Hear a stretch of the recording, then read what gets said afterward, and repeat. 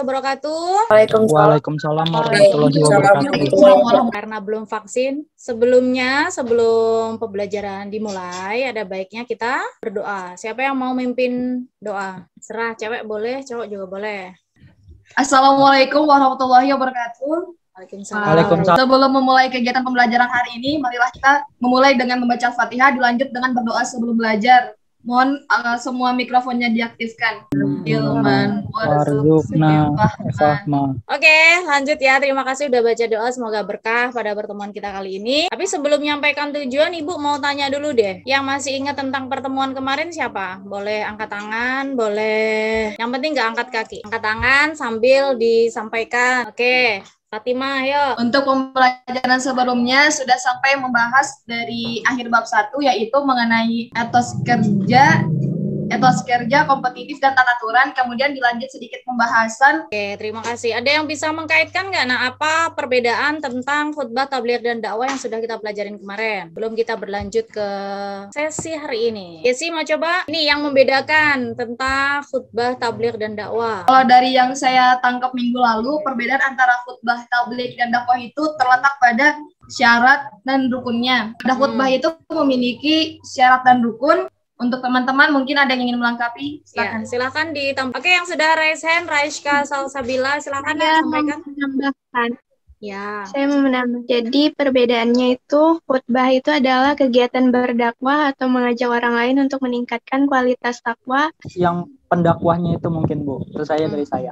Oke, terima kasih. Jadi keterkaitan materi kemarin tentang etos kerja dan lain sebagainya dengan yang kita ajarin hari ini tentang tabligh, khutbah, dan dakwah. Ya, bahwa berbagai macam pesan disampaikan bisa melalui dan dakwah. Nah, kalau kita kemarin sudah mengidentifikasi perbedaan makna itu, kali ini kita mau belajar tentang memvalidasi pelaksanaan khutbah, tabligh, dan dakwah. Jadi kalau memvalidasi, nah sebelumnya Ibu mau nanya dulu nih, belajar khutbah ini sebenarnya ada tujuannya nggak sih bagi kehidupan kalian? Gitu? Ada, Bu. Apa itu? Salah satu di antaranya adalah untuk mengingatkan mengenai iman dan takwa. Melatih public speaking juga, Bu. Ya, melatih tujuan. Kan kalau mata pelajaran itu, kalau tahu tujuannya, kalian pasti bersemangat untuk belajar. Tapi kalau nggak tahu tujuan, ngapain sih belajar tentang tabligh, khutbah, dan dakwah? Nggak ada pentingnya buat hidup saya, jadi udah nggak usah belajar. Nah, jadi bagus yang disampaikan tadi contohnya. Apa kalian jadi tahu kapasitas diri sekiranya tidak menguasai berbagai macam ilmu pengetahuan atau pas-pasan ini halayak umum, kita cukup melakukan tabligh ke keluarga terdekat seperti itu ya. Nah, seperti yang kalian ketahui, kita mau mengamati berbagai macam fenomena yang terjadi dalam kehidupan kita sehari-hari. Ini Ibu mau share screen dulu nih.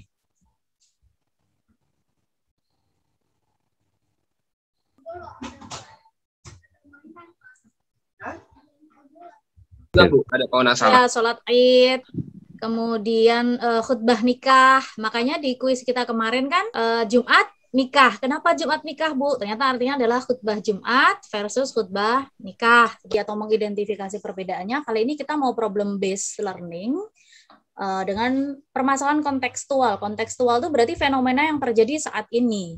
Dan kalian nanti harus bisa mengidentifikasi berbagai macam kasus yang ada di sekitar kalian. Kemudian kalian menawarkan solusi. Jadi jangan kalau orang mengkritik tanpa solusi. Kan oleh profil pelajar Pancasila ya, salah satunya kan bernalar kritis supaya kita nggak gampang terjebak.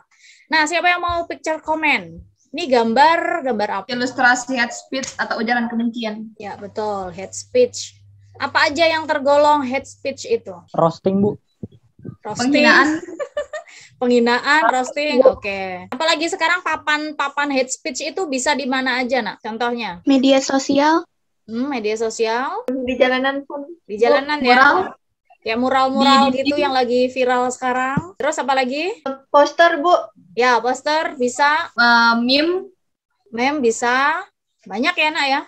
Ternyata kalau dipikir-pikir, karena zaman kalian itu ya zaman digital, jadi musuhnya dari mulai bangun tidur sampai sebelum tidur lagi ya akan ketemu dengan hal-hal yang itu. Jadi tertarik untuk bertanya, bagaimana cara kalian memfilter itu? Bagaimana kalian tahu itu tuh salah apa enggak ya? Ini benar apa enggak? Kalian bagaimana cara memvalidasi informasi itu? Lebih cari info lebih banyak sih Bu, lebih banyak tanya-tanya ke orang juga. Terus ada lagi nggak? Pertama pastinya fokus ke membaca dan memahami sih. Kemudian ya memperluas wawasan dan juga berdiskusi dengan yang lebih berpengalaman. Ya, terima kasih. Itu fungsinya kita memiliki kemampuan berkomunikasi anak ya, bahwa orang menyampaikan tabligh, dakwah dan khutbah itu tidak sembarangan orang. Jadi dia harus bisa menyaring apa sih yang harus disampaikan kepada objek dakwahnya atau tujuan dakwah dari orang itu. Sekiranya orangnya petani, ya udah sampaikan saja hal yang berkaitan dengan rasa syukur. Dakwah di hadapan siswa juga yang digagas atau dibicarakan juga hal-hal yang nyambung dengan bagaimana menimbulkan rasa percaya diri, rasa optimis kepada Allah, rasa husnudzon, seperti itu ya.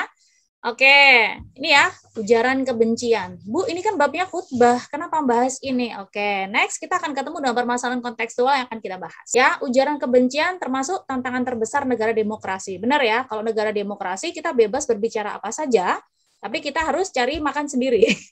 Berbeda dengan negara komunis.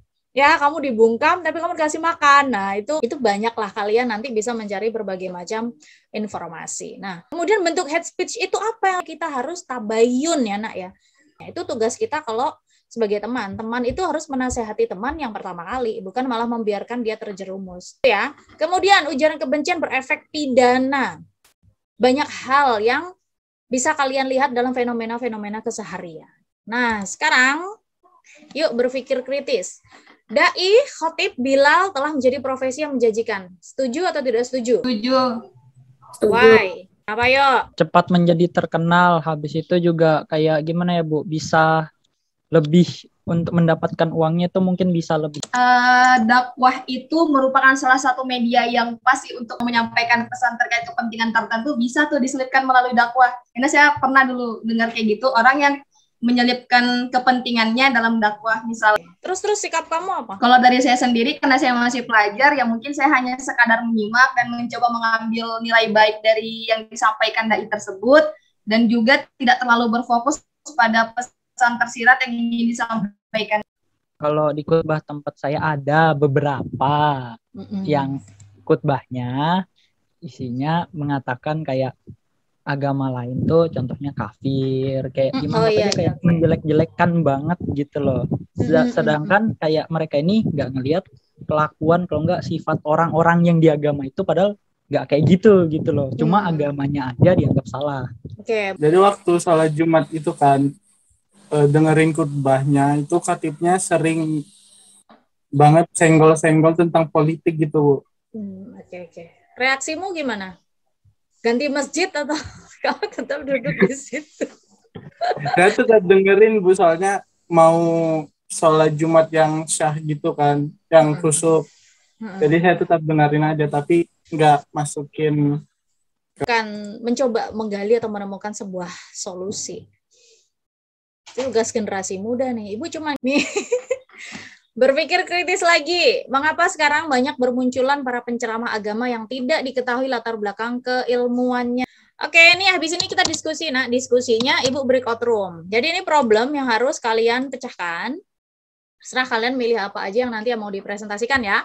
Banyaknya khutbah digunakan sebagai alat hate speech. Menurut kalian apa latar belakang mereka berbuat demikian? Kemudian solusi apa yang menurutmu harus dilakukan? Sampai pada poin keempat, silahkan di SS. Oke ya, kalau sudah di screenshot, Ibu mau breakout ruangan. Ini ya udah ya, matikan dulu. Nah, nih lembar kerja peserta didik, merangkum pelaksanaan khutbah tabligh dan dakwah, kemudian memvalidasi pelaksanaan khutbah tabligh dan dakwah. Yang lain memperhatikan penjelasan, bertanya, menyanggah, menambahkan, dan lain-lain. Setelah dipresentasikan, silahkan kalian upload tugas kalian ke Padlet dan GCR. Kemudian kelompok lain melakukan gallery walk, memberi komentar dan skor kepada kelompok lainnya. Guru melakukan penilaian di GCR, observasi diskusi, nilai unjuk kerja.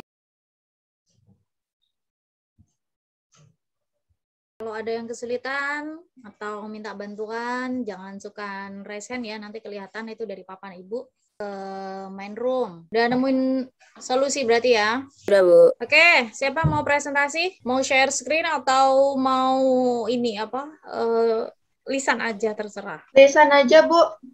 Oke deh, siapa mau mulai duluan? Kelompok 2 insya Allah siap, Bu. Assalamualaikum warahmatullahi wabarakatuh. Waalaikumsalam warahmatullahi wabarakatuh. Kami dari kelompok 2 ingin menyampaikan hasil diskusi kami mengenai studi kasus khutbah, tabligh, dan dakwah. Namun sebelum itu kami ingin memperkenalkan anggota kelompok kami terlebih dahulu. Pertama, ada saya sendiri. Baiklah, selanjutnya kami akan lanjut ke hasil diskusi kami.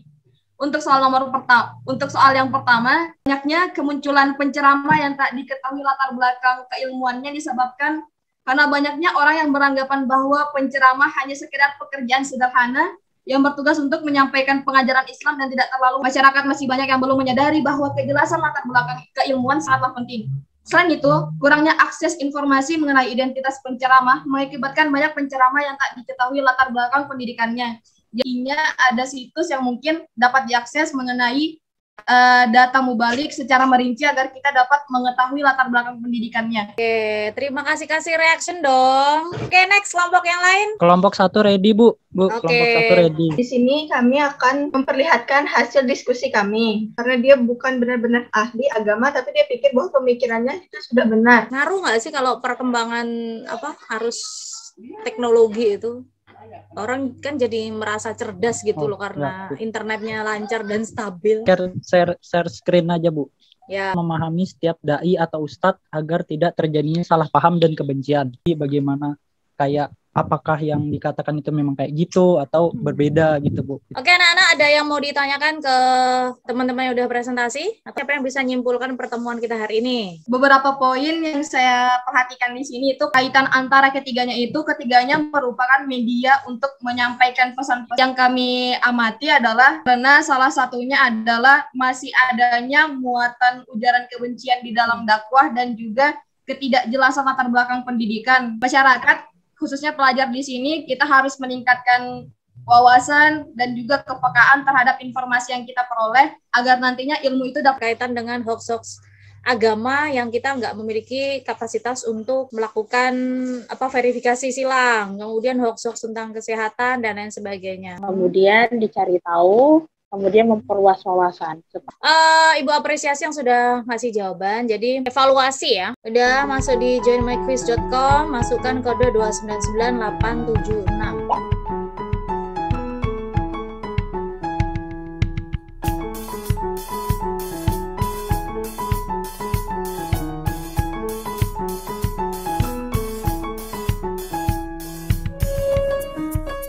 Nih ya, udah lihat hasil kalian. Hanya 8 siswa saja yang tidak tuntas. Jadi sisanya pengayaan. Nih ya, buat yang pengayaan tadi, Nak, kalau remed kan kalian boleh mengerjakan tugas tadi dengan nilai yang tertinggi, boleh diupload di GCR. Untuk yang pengayaan, yang kalian nilainya udah di atas 75, nih Ibu sampaikan berbagai macam artikel dan YouTube untuk kalian memperkaya diri ya. Cerita sholat Jumat di berbagai negara saat pandemi, ya kan? Kemudian fatwa MUI sholat Jumat virtual tidak sah, ya, supaya kalian nanti bisa mengulang materi itu. Kemudian nanti Ibu taruh juga di GCR untuk pesan bagi yang lainnya, supaya bisa dibaca sebagai tambahan informasi. Oke, Padletnya Ibu buka dulu ya. Nih, terima kasih tadi yang udah ini ya, ngumpul karya di Padletnya. Kaitkan antara khutbah, tabligh, dan dakwah dengan toleransi serta keutuhan berbangsa dan bernegara. Berpas agama menyakiti perasaan orang lain, tentu toleransi serta keutuhan berbangsa dan bernegaranya ini tahu. Simulan sudah, kuis sudah, ini udah. Kalian boleh lakukan refleksi. Oke ya, nah ini feedback sebagian dari kalian yang sudah dikumpul, yang belum ngumpul silahkan ini pakai game, cara menjelaskan, pakai humor dan lain sebagainya. Oke, persiapan untuk minggu depan. Ini kalian harus bisa menggali berbagai macam informasi anak ya. Kalau yang cowok mungkin bisa tanya kepada khotibnya langsung, nih ada yang khutbahnya 2, kemudian ada yang full menggunakan bahasa Arab, atau pelatihan khusus bagi seorang khotib atau bilal itu ada apa enggak sih? Terima kasih waktunya. buat anak-anak semuanya, sebelum Ibu akhiri ada wal asri Wal asri innal insana lafi khusri. Terima kasih banyak. Assalamualaikum warahmatullahi wabarakatuh. Waalaikumsalam warahmatullahi wabarakatuh.